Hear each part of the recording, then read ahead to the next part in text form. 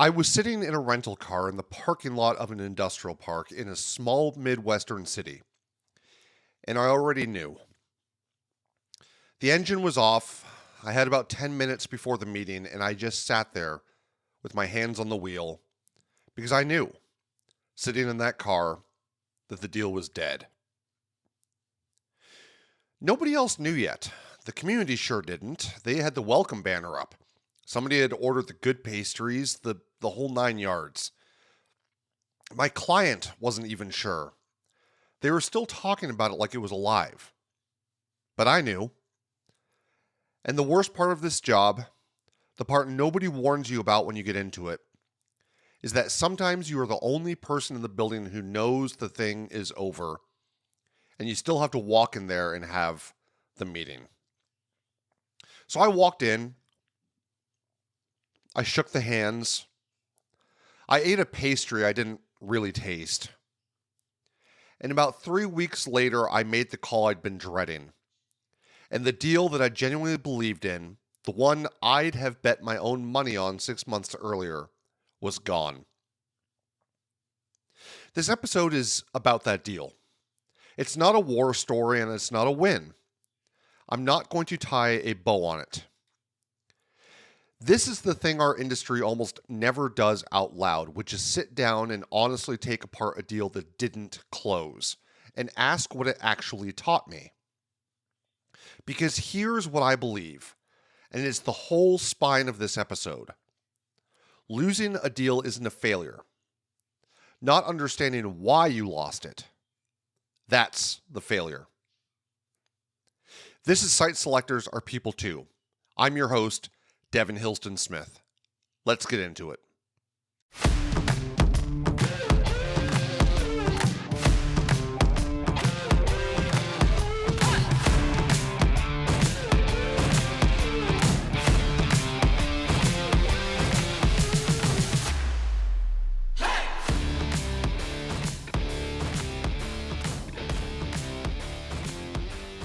Hey everybody, welcome back. So this one's a little different. We've done the big sweeping history series. We've done the deep technical stuff. We've had guests on, and which, judging my inbox, a lot of you had feelings about the last one. Good feelings. Curious feelings. This week, however, I want to do something smaller and, honestly, harder. I want to talk about a deal that fell apart. And before we start, let me set some ground rules, because I take this seriously. Everything in this story is anonymized, on purpose and carefully. I'm going to talk in regions, not towns, ranges, not exact numbers, roles, not names. If you think you know the deal I'm talking about, you don't. And even if you think you might, I'd ask you to extend me the professional courtesy of letting it stay where it belongs, which is in the lesson and not in the gossip. The point of this isn't which deal. The point is the anatomy of a deal. Because the shape of this one is the shape of 100 others, and you've got your own version of it sitting in a drawer somewhere. I know you do. Every experienced economic developer or site selector does. So let me set the stage. Here's what you need to know to follow the story. The project was a manufacturing expansion. Call it somewhere in the $150 to $200 million capex range. A couple hundred jobs, give or take, 200 to 300, real project. The kind of project that changes a small community's trajectory for a generation. Midwest focus, and my role was advisory to the company. I was representing the user, the one doing the investing, helping them run the search and land on the right home. And I want to be honest about something right up front because it matters for everything that comes after. I loved this community. This was one of those situations where I had a real relationship with the economic development organization there. I'd worked the region before. I knew the director. I trusted them. They were good at their job. And the community wanted it in a way you can feel. There's a difference, and you all know this, between a community that goes through the motions and a community that's genuinely hungry and organized and ready. This was the hungry kind. The site was beautiful on paper, good acreage, good highway access, in a metro that had the workforce numbers to support the hire. Everything you'd want. So where were we in the process when things started to go sideways? Well, we were past the long list. We were on a short list of, call it, 3. And this community was my front runner. Not officially. I'm careful never to let a community believe they've won before they've won. But in my own head, in my own gut, I had them at number 1. And I kind of had them there early.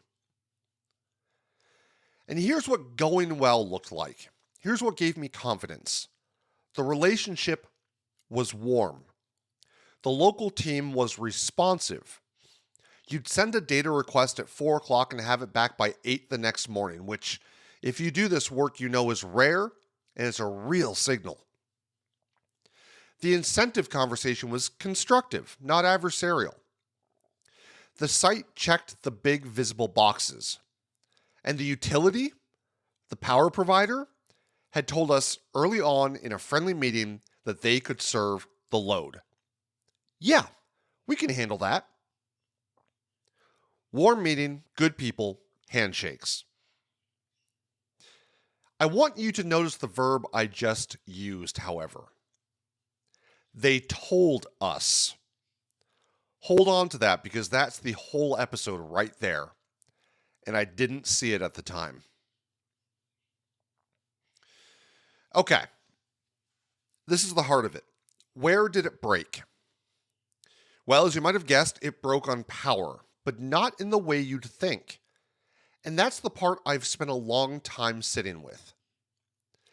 This was a power-intensive manufacturing process, not a data center, but a serious industrial load. The kind where electricity isn't a line item, it's a make or break input. It's a fatal flaw.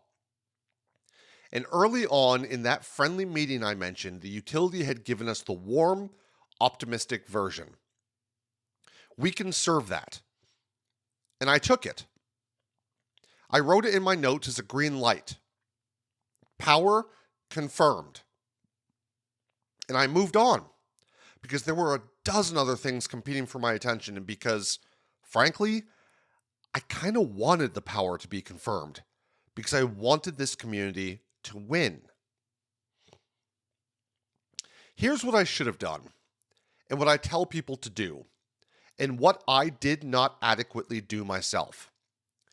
I should have insisted early at the long list stage when it's cheap and quiet and nobody's emotionally invested yet on the hard answer.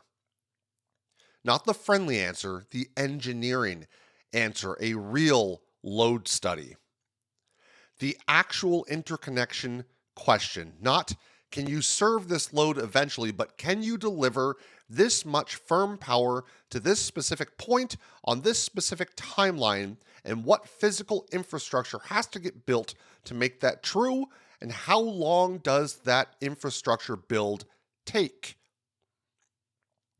Because the warm, we can serve that, and the hard engineering reality were two completely different animals.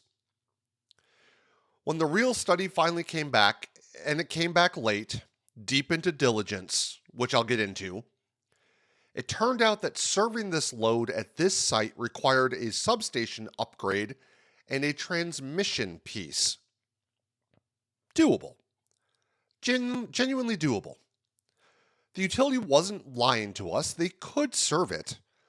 But the lead time on that infrastructure was measured in years. Multiple years. Now, here's where it compounds. And here's where the second crack appears. Because deals rarely die of one thing. While we were grinding through diligence, my client's internal situation changed. There was a reorganization on their side. New leadership came in over the part of the business driving the project, and new leadership came in with a new mandate. And that mandate was speed. The timeline that had been comfortable at the start got compressed. Hard. What had been, we'd like to be operational in a reasonable window, became, we need to be operational much, much sooner, and we need certainty now. So picture the collision. On one side, a site whose fatal constraint, the power timeline, surfaced late because I'd accepted a soft answer early and didn't force the hard one. On the other side, a client who had just lost all of their schedule slack. If that load study had come back at the long list stage, we'd have had options. We could have engineered around it, found a creative power solution, or, honestly, we could have quietly moved this community down the list before anyone's heart was in it, and nobody would have gotten hurt. But it didn't come back early. It came back late into a client that had no patience left, and the two things together were fatal. The site needed time the client no longer had. And I want to describe what that actually felt like, because the crib sheet version of this infrastructure timeline misalignment with revised client schedule, that's bloodless. That's not what it was. What it was a conference call. I can still hear it. The client's new project lead, very direct, very reasonable, asking the utilities representative a simple question. So when can we have power? And then there was this pause. You know the pause. And the answer came back and it had the word years in it. And I watched over the phone. I could feel it. I felt the project leave the room. It didn't blow up. Nobody yelled. It just quietly stopped being real. Everyone on that call knew. And the community, my community, the hungry one with the banner and the pastries, they weren't even on that call. They didn't know yet that it was already over. That's the parking lot. That's why I was sitting in that car. Because by the time I drove out there for what was supposed to be a milestone visit, I'd already been on that conference call. I already knew. And they didn't. We'll be right back.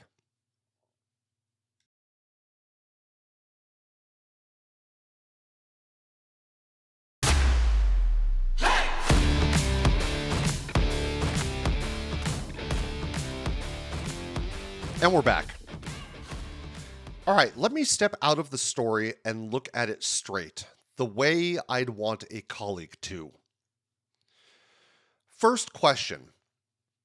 Was there a moment I could have changed the outcome? And I've gone back and forth on this for a long time. The honest answer is yes, but earlier than I want to admit. By the time the load study came back into a compressed client timeline, no. By then, it was physics and calendars, and I don't control either. But months before that, at the long list stage, when I accepted we can serve that and wrote down power confirmed, yes, that was the moment. That was the door, and I walked past it because the room was warm and I liked everybody in it. Second question, and this is the one that actually keeps me up at night. What did I tell my client, and was it the full truth?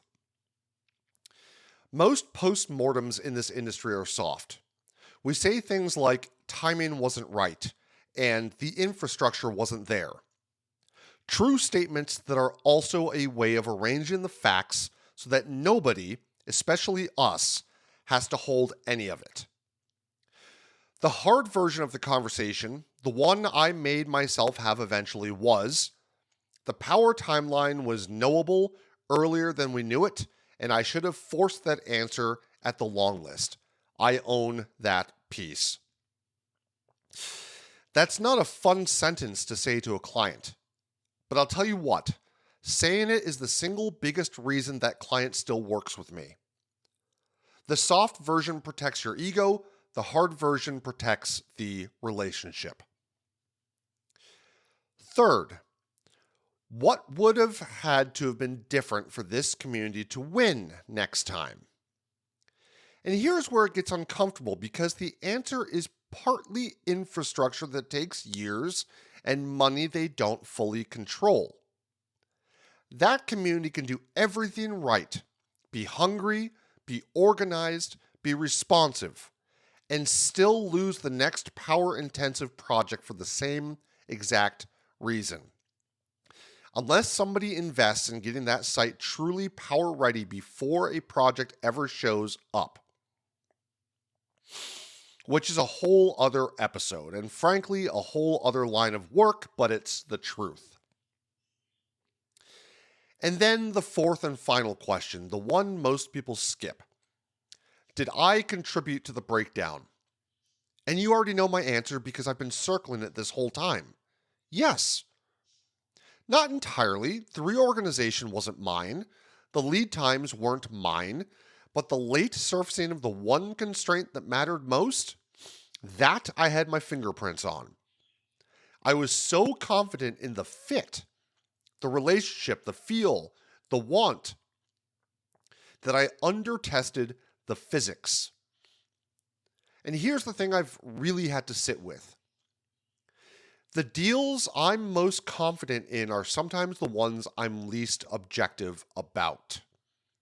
My confidence in this community is exactly what made me sloppy about its single biggest risk. Now, I told you I'm not going to tie a bow on this, and I'm not. Because here's the question I still don't have a clean answer to.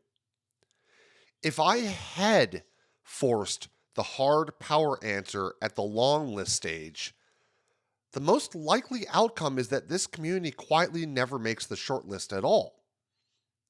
They never get the banner, they never get the hope, they never get to be in it. So which is the better outcome for a community you care about? A clean, early no that protects everyone's time but kills the dream before it starts? Or the painful late no that came after they got to genuinely compete? I tell myself the early no is the professional answer. The honest truth is I'm not sure the early no is the kind one. And I don't know how to fully reconcile those two, and I've decided I'm okay telling you that I don't. From the perspective of the client and the project, the early no is always best. You don't want to waste time, effort, money on communities that will never, ever make it as your next home. But there is something to be said about giving communities that otherwise have long shots the opportunity to compete. So let me pull out what's actually useful here, because this is where the episode has to earn its place in your commute. Lesson 1 on screening. The fatal flaw that kills a deal at due diligence was almost always visible at the long list stage. Almost always. It was sitting right there. The whole discipline of this profession is naming that flaw early, out loud, in writing, even when the room is warm and everybody wants the yes. Especially then. The flaw doesn't get cheaper to discover later. It gets catastrophically more expensive because by then there's a banner and a client and a calendar and a relationship all stacked on top of it. Lesson 2 on community relationships. The best relationships I have with economic developers are not the ones where I only show up with good news. They're the ones where I can call and say, this isn't going to work and here's why, and I'm telling you now instead of you waste 3 months. That's honesty. That's the thing that gets you called first on the next project. The site selectors who only deliver wins are fun at the ribbon cuttings. The selectors who tell you the truth early are the ones who build 20-year careers. Be the second kind. Lesson 3, on your client. When a client's internal situation is unstable, a reorganization, a leadership change, a budget in flux, no amount of beautiful site work closes the deal. None. You can run a flawless process and it doesn't matter because the ground is moving underneath the whole thing. And the lesson I took is that qualifying a project for internal stability is just as important as qualifying a community for fit. I now ask early and directly questions that I used to think were rude. How firm is this timeline, really? Who owns this internally, and are they going to be the same person in 6 months? Is this funded, or is it hoped for? Is this real, or are we kicking the tires? Because a project that's quietly unstable will break your heart, no matter how good your site is. And lesson 4, the one about us, about our own heads. Confidence is useful. It's how you lead a process. It's how you give a client conviction. But overconfidence is how you miss the thing right in front of you. The site I was surest about is the one where I did the shallowest risk work, precisely because I was confident. So now I've built myself a rule. The deal I feel best about gets the most skeptical screen, not the least. When my gut says, this one's a layup, that's the cue to slow down and go find the thing I'm not letting myself see.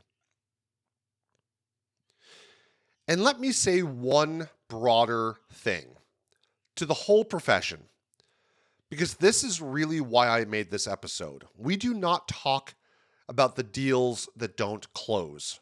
We just don't.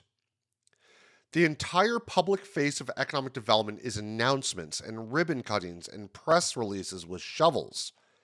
And that silence creates a genuinely false picture. For EDOs who think everyone else is closing everything. For clients who think the process is cleaner than it is. And especially for the young people coming into this field who are going to lose deals and think it means they're bad at this. It doesn't. Every experienced site selector has a graveyard. I have a graveyard. The question is never whether you have one. The question is whether you walk through it once in a while and actually read the headstones. We'll be right back for the final part of this episode.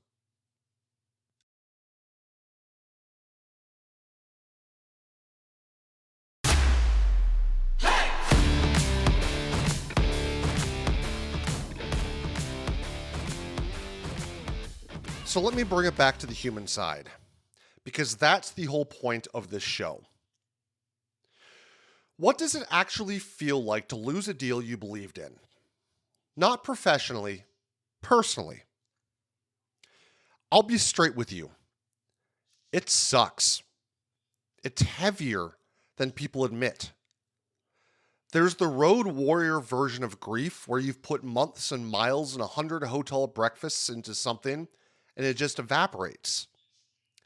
There's the specific lonely weight of being the person who has to tell a community no. A community full of people who are already imagining what those jobs would mean for their schools and their main street. That one stays with you.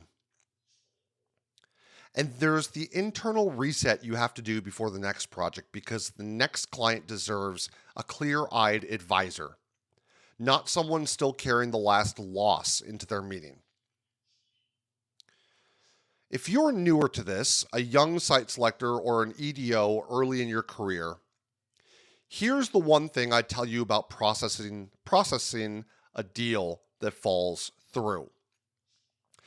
Let yourself feel it for exactly as long as it's useful, and then go do the autopsy. Not the soft autopsy, the real one. Write down the moment it broke, and write down your part in it, honestly, where nobody can see it but you. That document, the honest one you'd never show anybody, that's worth more than any win you'll have this year. The win teaches you almost nothing. This is where the actual learning lives. And for what it's worth, that community, still hungry. They're still good at this. And the last I heard, they were doing the unglamorous, expensive, patient work of getting that site genuinely ready before the next project comes. Which is exactly the right answer and exactly the thing that would have changed our story.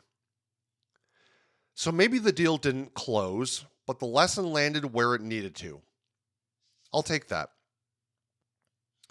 Here's my one reframe to leave you with.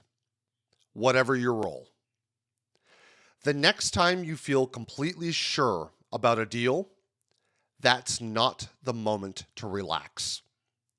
That is the moment to go looking for the thing you're too confident to see. Your certainty is not evidence. It's a blind spot wearing a nice suit, handing you the good pastries. I'm Devin Hillston Smith, host of Site Selectors Are People Too.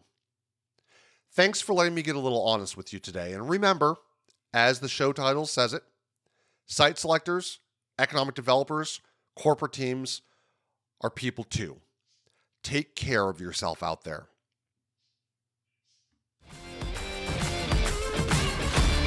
Just a heads up, views expressed in this podcast are solely my own and are not attributable to any employers, whether past or present. Thank you.